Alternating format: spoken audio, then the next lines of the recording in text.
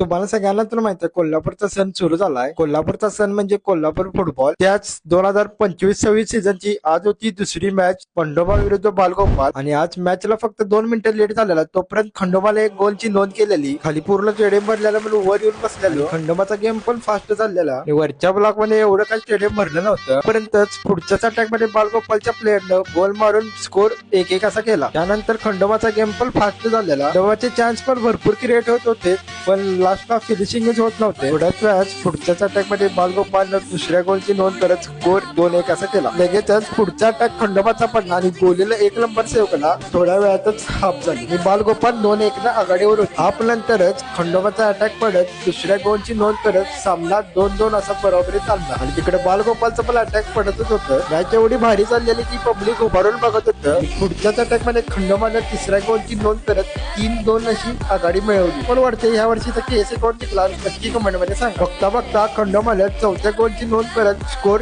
4-2 असा केला. बालगोपालचा प्रयत्न सुरूच होतं गोल फेडण्यासाठी. मॅचच्या शेवटी 4 मिनिट अडन टाइम दिला. मॅचच्या शेवटी खंडोबाला 4-2 स्कोर राखत मॅच वन साइड जिंकली. मागच्या वर्षी सारखे या वर्षी पण रेग्युलर फुटबॉलचे व्हिडिओ करा. मग तुमच्या भावाला फॉलो करायला विसरू नका. व्हिडिओ आवडला असेल तर लाईक करा, शेअर करा, कमेंट करा.